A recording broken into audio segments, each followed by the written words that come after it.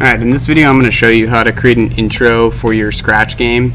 And what I did here, when I click on the green flag, I have my name here, my instructions, how you get points for the game, and then if you hit the space bar where it says hit the space bar to begin, it doesn't matter where you hit it, you just hit the space bar on your keyboard.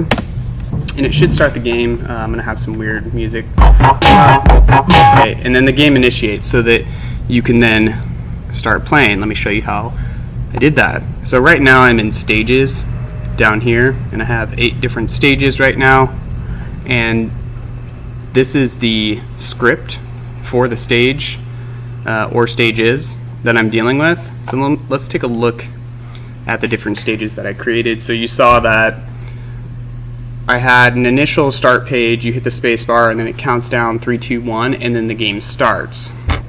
So here's my start page, and 3, 2, 1. Notice that I called these all specific names so that I could identify them when I bring in my code.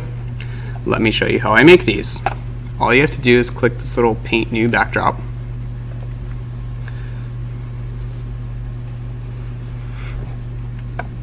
And when it's ready.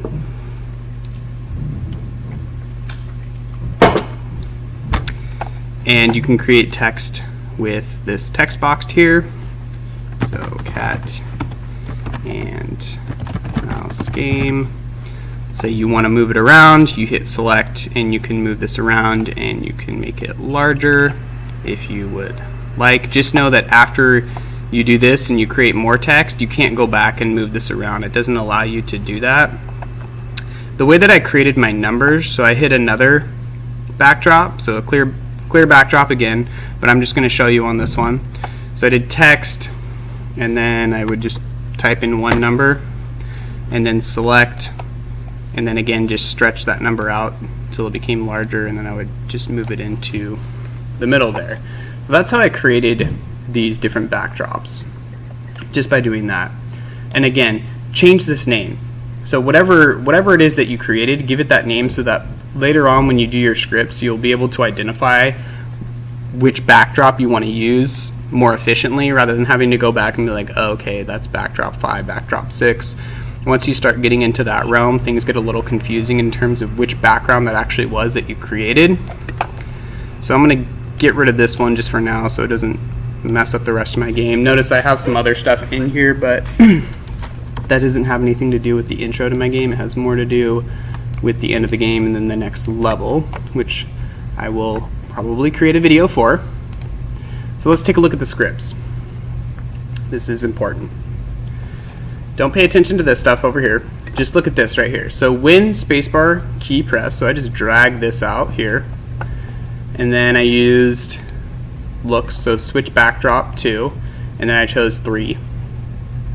Actually, sorry. When the green flag is clicked, switch backdrop to start page, right? Because we want to go to the start page first so that you can read the instructions, and then you can wait there, and when you're ready you hit the space bar. When you hit the space bar, it goes through the system of 3, 2, 1.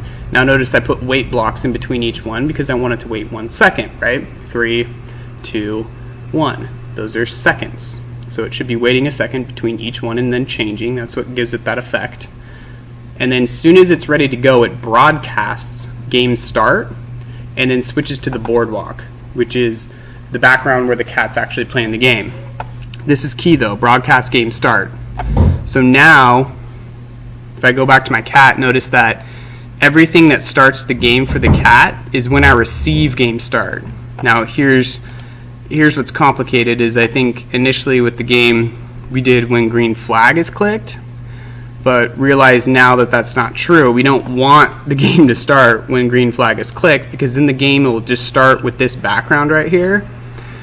We don't want it to start until the game actually starts when that's broadcast. So now every single sprite that I have is initiated with that block that says when I receive game starts, which is right after 1, after I hit the space bar. So 3, 2, 1, broadcast game starts, game then starts, and then you can start playing. So that's what you have to do. I'm trying to think of anything else that I might be forgetting. Remember, this is in the backstage area. The code for backstages is different. Some students get confused when they see like no motion blocks. Well, they're backstages, they're not sprites. So just remember that those aren't going to be there. You can't create motion with the backstages.